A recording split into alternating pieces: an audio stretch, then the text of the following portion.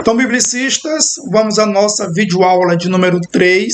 Então, nessa videoaula nós queremos aí falar a respeito das peculiaridades do livro de Atos, ok? Então, é muito importante que você entenda isso. Eu vou te apresentar aqui 4, são fundamentais e essenciais, principalmente para você que vai estar aí no desafio.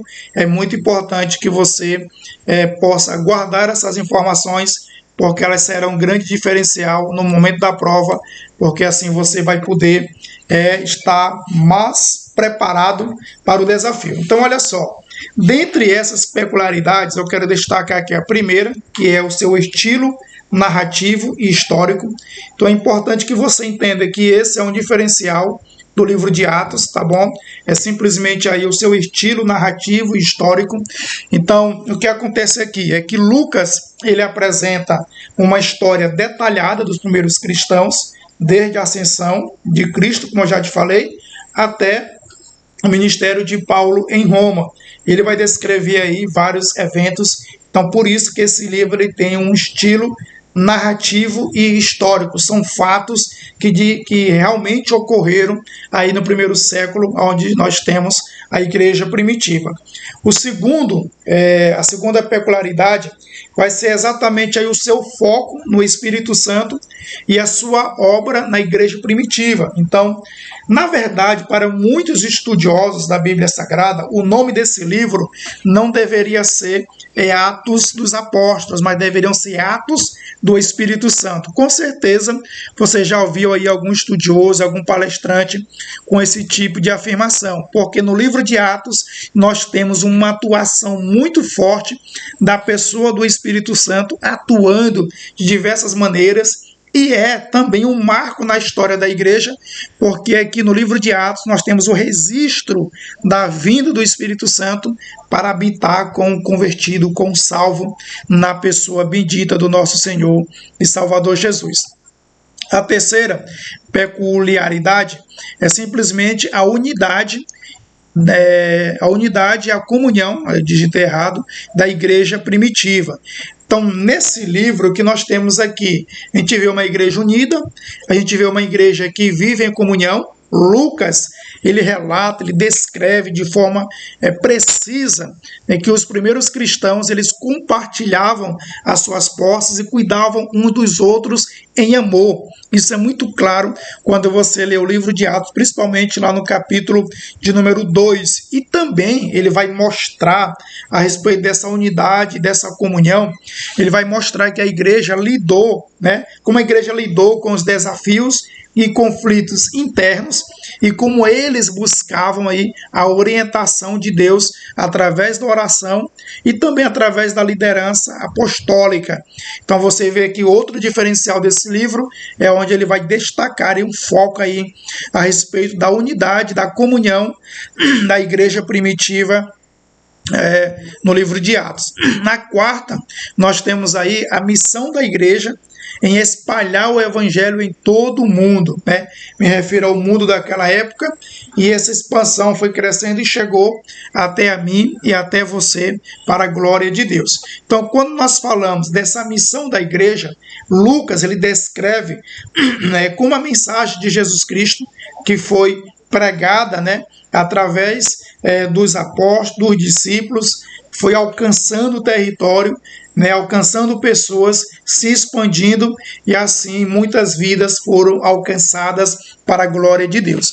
Então eu destaquei para você aqui 4 peculiaridades do livro de Atos. O seu estilo narrativo histórico, ele adota esse estilo, o seu foco na atuação do Espírito Santo, o foco na unidade e comunhão da igreja, e também a missão da igreja em espalhar o evangelho, que deve ser uma missão até hoje, e nós devemos estar atentos a isso para a glória de Deus, ok? Então, olha só, tanto para os irmãos do clube, quanto para os irmãos do desafio, até mesmo os inscritos do canal, se tiver alguma dúvida, deixa aqui embaixo nos comentários, e nós estaremos aí respondendo cada comentário. Dando continuidade, vamos aproveitar e vamos falar aqui a respeito dos milagres relatados no livro de Atos. Então, nós temos alguns milagres apresentados nesse livro, e eu vou apenas citar esses milagres para você ter uma noção aí dos milagres apresentados. O primeiro é a ascensão de Jesus. Isso é um milagre, sim, um homem subindo a olho nu em direção aos céus, isso é um milagre da parte de Deus. O batismo do Espírito Santo é outro milagre. A cura do homem coxo de nascença, certo? A cura de muitos enfermos e possessos por espíritos imundos, o livramento de Pedro na prisão pelo anjo, né? Pelos anjos, a convenção de Paulo no caminho de Damasco, a cura de Enéas em Lida, a ressuscitação de Tabita. Então nós já temos aqui 8 milagres. Continuando, nós temos a cura de um homem surdo e gago, nós temos a libertação de Pedro da prisão pelos anjos novamente, nós temos a cura do homem aleijado em Listra, nós temos a expulsão de um espírito maligno de uma mulher em Filipos, nós temos o livramento de Paulo e Silas da prisão em Filipos. Então nós já temos aqui, né, 13 milagres relatados nesse livro. Nós vamos continuar, e se der tempo eu quero destacar aqui algo interessante em Atos, capítulo 16, o verso aí 32, 31, vamos ver se dá tempo. Continuando, nós temos aí a cura do homem que estava surdo e gago em Cesareia, a cura de um homem que estava paralítico em Listra, também é outro milagre, a ressuscitação do Eutico, ok? E a cura de Paulo e também do pai de Públio, né, Públio, em Malta. Então, olha só, especialmente para os irmãos que vão participar do desafio, é importante você saber quantos milagres aqui apresentados, né? Aqui apenas alguns, então nós relacionamos 17 milagres. É importante que você leia os textos relacionados a esses milagres, tente memorizar esses nomes, esses milagres, porque eu tenho certeza que algo relacionado a esse conteúdo aqui pode estar presente aí no desafio em nome de Jesus, ok? E aqui eu quero aproveitar e já apresentar os títulos de Jesus apresentado neste livro. Então nós temos aqui, ó, Filho de Deus, Santo e Justo, o príncipe da vida, o autor da vida, o servo de Deus, o Salvador, o Senhor, o Cristo e o ungido. Então nós temos aqui alguns dos títulos de Jesus apresentados nesse evangelho.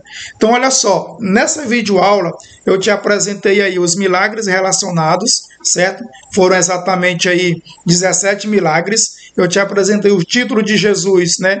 Que aqui tem 9, mas é um total de 10, porque tem também o título Filho do Homem, então dá um total de 10 títulos, certo? E também eu comecei a aula aí te apresentando algumas particularidades do livro de Atos. E eu prometi para você que estaria falando aí a respeito de Atos 16, né, 31 e 32, eu quero chamar a tua atenção porque essa passagem ela é entendida e usada por muitos irmãos como se fosse uma promessa para você que se converteu, né? A tua família também vai se converter.